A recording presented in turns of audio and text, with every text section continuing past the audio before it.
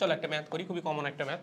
কি বলছে, এত কেজি এবং এত কুলম চার্জ বিশিষ্ট একটা কণা 0.2 টেসলা মানের একটা চৌম্বক ক্ষেত্রে 85 ডিগ্রি কোণে প্রবেশ করে। কণার বেগ দেওয়া আছে, প্রথমত বলছে কণার গতিপথ কেমন হবে। বলো বলো বলো ভাইয়া, অনেক কঠিন। এই বেটা, কণার গতিপথ কেমন হবে বলো তো? হেলিক্যাল পাথ হবে। এক লাইন অ্যান্সার। কেন হেলিক্যাল পাথ হইলো? যদি এক্সপ্লেইন করতে বলে যেমনি করে ছবি আঁকছে অমনি করে এক্সপ্লেইন করা লাগবে।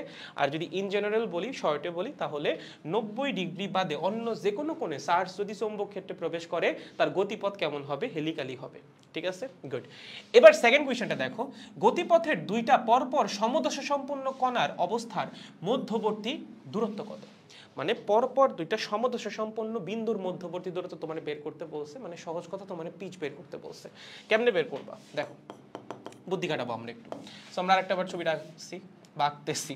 ঠিক আছে, এইটা হচ্ছে আমাদের ম্যাগনেটিক ফিল্ডের ডিরেকশন। এই বরাবর কাজ করতেছে ম্যাগনেটিক ফিল্ড এবং ভিএক্সও ম্যাগনেটিক ফিল্ডের দিকেই কাজ করবে।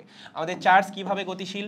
আমাদের চার্জ গতিশীল এইভাবে, ওকে, এইভাবে, এইভাবে, এইভাবে, ওকে, এইভাবে, এইভাবে, ওকে, এইভাবে, এইভাবে। হেলিক্যাল পাথে আমাদের চার্জটা গতিশীল। আমাদের চার্জ কোথায় আছে? আমাদের চার্জ আছে এখানে, চার্জ আছে এখানে। চার্জ এই বরাবর গতিশীল, চার্জ এই বরাবর গতিশীল, চার্জ এই বরাবর গতিশীল, চার্জ এই বরাবর গতিশীল। এই যে চার্জ এই বরাবর গতিশীল। বুঝতে পারছো? আমার লাগবে কি? আমার লাগবে পরপর দুইটা সমদশা সম্পন্ন বিন্দুর মধ্যবর্তী দূরত্ব। তাহলে আমি ধরলাম এই, ওকে, এবং এই আমার এই ডিস্টেন্সটা লাগবে। ওকে, যে চার্জ এখান থেকে যখন এখানে আসবে তার জন্য সে আনুভূমিক বরাবর বা এই বরাবর কতটুকু দূরত্ব অতিক্রম করতেছে সেটা আমার বের করতে হবে। সেটা কেমনে বের করতে পারি? খেয়াল করেন, এখান থেকে ধরলাম এটা এ পয়েন্ট, এটা হচ্ছে বি পয়েন্ট। চার্জ তো আর এ থেকে বিতে সরাসরি আসবে না, এ থেকে বিতে তার আসা লাগবে ঘুরে। এভাবে একটা পর্যায় কমপ্লিট করে বা ঘুরে তার বি পয়েন্টে এসে পৌঁছানো লাগবে। এই ঘুরে আসতে সময় লাগবে কতটুকু? পর্যায়কালের সমান পরিমাণ সময়। এ থেকে বিতে আসতে কতটুকু সময় লাগবে? পর্যায়কালের সমান পরিমাণ সময়। ওকে, গুড। এবং এ থেকে বিতে যে সে যাবে, আমি ধরলাম এই বরাবর অতিক্রান্ত দূরত্ব হচ্ছে এস। এই বরাবর বেগ কত? ভাইয়া এই বরাবর বেগ হচ্ছে vx। এই যে সামনের দিকে চার্জটা আগাচ্ছে কোন বেগের জন্য? এই vx এর জন্য বা v cos থিটার জন্য। এই বেগটা কেমন বেগ? এই বেগটা সমবেগ, পড়ে আসছে একটু আগেই। এই বেগের মান কিন্তু চেঞ্জ হয় না। বেগটা কি বেগ? সমবেগ। ঠিক আছে, তাহলে সমবেগে সে যাইতেছে সামনের দিকে। ওকে, মানে তার সামনের দিকে তো বেগের একটা উপাংশ আছে, সেটা কত? সেটা হচ্ছে v cos থিটা। এবং এই a থেকে b তে যাইতে বা বেগের ডিরেকশনে a থেকে b তে যাইতে তার সময় লাগতেছে t পরিমাণ। তাহলে অতিক্রান্ত দূরত্ব কত হবে? ভাই বেগ মাল্টিপ্লাইড বাই সময়, বেগের মান তো কনস্ট্যান্ট। তাহলে এই যে SAB, এই SAB হবে হচ্ছে vx multiplied by capital T বা v cos theta multiplied by capital T। এই বরাবর বেগ মাল্টিপ্লাইড বাই এ থেকে বিতে যাইতে প্রয়োজনীয় সময়। এই বরাবর বেগ কত? এই বরাবর বেগ হচ্ছে v cos থিটা। আর সময় লাগতেছে কতটুকু? পর্যায়কালের সমান পরিমাণ সময়। সো এটা দিয়ে বেগকে গুণ করে দিলেই কাজ শেষ। এখন এই v cos থিটা নিয়ে সমস্যা নেই, v এর মান দেওয়া আছে, থিটার মান দেওয়া আছে, বাট সমস্যা হচ্ছে পর্যায়কাল নিয়ে। পর্যায়কালের মানটা বের করা লাগবে। পর্যায়কালের মান কেমনে বের করবা? পর্যায়কালের মান বের করার উপায় হচ্ছে প্রথমে ওমেগার মান বা প্রথমে বৃত্তাকার পথের ব্যাসার্ধের মান বের করো, সেখান থেকে পর্যায়কালের মান বের করো। কিভাবে? দেখো এখানে আমার চার্জটা বৃত্তাকার পথে ঘুরতেছে কেন? কারণ এখানে যে চৌম্বক বলটা আছে সেই চৌম্বক বলটা কেন্দ্রমুখী বল হিসেবে কাজ করতেছে। এখানে চৌম্বক বলের মান কত? এখানে চৌম্বক বলের মান হচ্ছে QVYB sin 90। ভাইয়া এটা চৌম্বক বল আপনি কেমনে বুঝলেন যে এই চৌম্বক বলের জন্য বস্তু বৃত্তাকার পথে ঘুরতেছে? আগে লেখো QVYB sin 90। আচ্ছা, আমার যে চার্জ সে বৃত্তাকার পথে ঘুরবে কেন? কোন বেগের জন্য? উলম্ব বরাবর বেগের জন্য, তাই না? আমার এই আনুভূমিক বরাবর বেগের চিন্তা কিন্তু ঘূর্ণনের সময় আসবেই না। বারবার বলতেছি, ঘূর্ণনের সময় আসবে শুধুমাত্র উলম্ব বরাবর বেগটা। উলম্ব বরাবর বেগ ম্যাগনেটিক ফিল্ডের সাথে কত কোণে আছে? নামই তো উলম্ব বেগ, সে ম্যাগনেটিক ফিল্ডের সাথে অবশ্যই 90 ডিগ্রি কোণে আছে। তাহলে উলম্ব বরাবর বেগের জন্য কতখানি ম্যাগনেটিক ফোর্স তৈরি হবে? QVYB into sin 90। তাহলে sin 90 এর মান 0, তাহলে বসাই দাও Q ইন্টু VY এর মান হচ্ছে V sin theta multiplied by B, that means QVB sin theta. ঠিক আছে, এইটা হচ্ছে ম্যাগনেটিক ফোর্সের মান।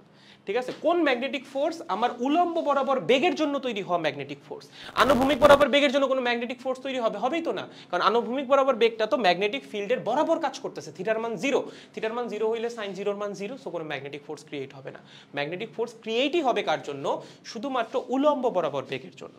ওকে, এবং এই যে ম্যাগনেটিক ফোর্সটা যেহেতু উলম্ব বরাবর বেগের জন্য তৈরি হয়েছে, এটা কি করবে? বস্তুকে বৃত্তাকার পথে ঘোরাবে। তার মানে এই ম্যাগনেটিক ফোর্সটা কাজ করবে কেন্দ্রমুখী বল হিসাবে। তাহলে আমরা এখান থেকে লিখতে পারি FC is equals to FB। FC মানে কি? FC মানে হচ্ছে mv স্কয়ার্ড বাই r। কি? mv squared by r। এখানেও কিন্তু একটা সমস্যা আছে। এই ভিটা কি বলো তো? এই ভিটা কি শুধু ভি না? এই ভি কিন্তু ভি না, এই ভি হচ্ছে vy। কেন ভাইয়া vy কেন? দেখো, বস্তু যখন বৃত্তাকার পথে ঘুরবে, তার বৃত্তাকার পথের ঘূর্ণন বেগ কি চেঞ্জ হবে?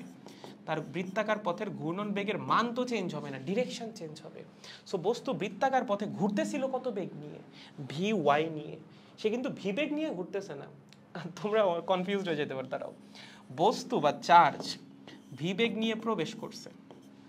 ওকে, ভি বেগের একটা উপাংশ আছে vx, এটা নিয়ে চার্জটা সামনে আগাচ্ছে। আর একটা উপাংশ আছে vy, এই vy নিয়ে চার্জটা ঘুরতেছে।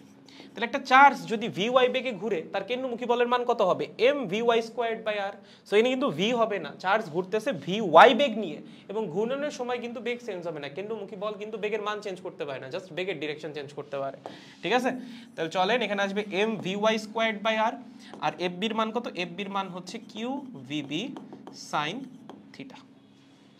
ওকে, সহজ একদম, গুড। তাহলে এখান থেকে আসেন, vy মানে কি? vy মানে হচ্ছে v sin থিটা, এটা আমরা জানি। তার উপর স্কয়ার ডিভাইডেড বাই r, এখানে আছে qb into v sin theta. একটা v sin থিটা, একটা v sin থিটা বাদ হয়ে যাবে। তাহলে এখান থেকে হচ্ছে আমরা r এর মান বের করে ফেলতে পারবো। কিসের মান? r এর মান। r এর মান কত হবে? r এর মান হবে হচ্ছে mv sin theta by qb। বের হয়ে গেছে r এর মান। ঠিক আছে, আমার লাগবে কি? আমার লাগবে হচ্ছে পর্যায়কাল। পর্যায়কাল কেমনে বের করবা? দেখো, পর্যায়কাল বের করা খুবই সহজ। পর্যায়কাল টি হবে, এখানে লিখতেছি, হ্যাঁ, পর্যায়কাল টি হবে হচ্ছে 2 পাই r, বৃত্তাকার পথের পরিধি ডিভাইডেড বাই হচ্ছে বস্তু বৃত্তাকার পথে যে বেগ নিয়ে ঘুরতেছে। বস্তু বৃত্তাকার পথে কত বেগ নিয়ে ঘুরতেছে? ভি নিয়ে না, ভি সাইন থিটা নিয়ে বা vy নিয়ে। তাহলে নিচে আসবে হচ্ছে vy। এইটাই হচ্ছে পর্যায়কাল, একদম সহজ। আরেকবার যদি লিখি, উপরে বৃত্তাকার পথের পরিধি 2 পাই r, নিচে সেই বৃত্তাকার পথে যত বেগ নিয়ে ঘুরতেছে। বৃত্তাকার পথে কি v বেগ নিয়ে ঘুরতেছে না, ঘুরতেছে হচ্ছে vy বেগ নিয়ে, আর vx বেগ নিয়ে সামনে আগায় যাচ্ছে, v বেগে না। ওকে, তাহলে নিচে আসবে হচ্ছে বেগ vy। তাহলে 2 পাই ইনটু r এর মান কত? r এর মান হচ্ছে এইটা mv sin theta divided by qb। আর vy এর মান হচ্ছে v sin থিটা। ঠিক আছে, তাহলে v sin থিটা বাদ, কাটো কাটো কাটো, থাকবে কি? থাকবে হচ্ছে 2 pi m divided by qb। এইটা হচ্ছে পর্যায়কালের মান। ওকে গাইস, এটা কি আমাদের পর্যায়কালের মান?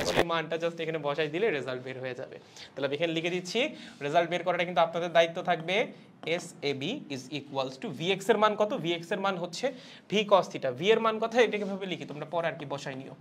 v cos theta multiplied by t। t এর মান হচ্ছে 2 pi m divided by qb। দেখো, সব মান দেওয়া আছে। v এর মান কত?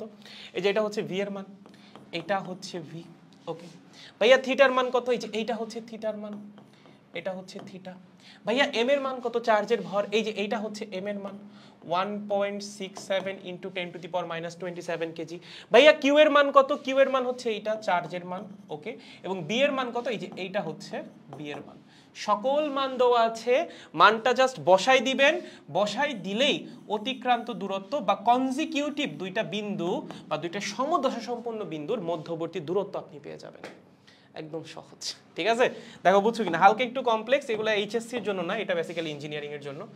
এটা হচ্ছে ইঞ্জিনিয়ারিং এর জন্য, এটা এইচএসসি এর জন্য লাগবে না। এইচএসসি এর জন্য কনসেপ্টটুকু জানলেই হবে। হ্যাঁ, আর হচ্ছে 90 ডিগ্রি কোণে প্রবেশ করলে যা যা, ওগুলো হচ্ছে এইচএসসি এর জন্য লাগবে।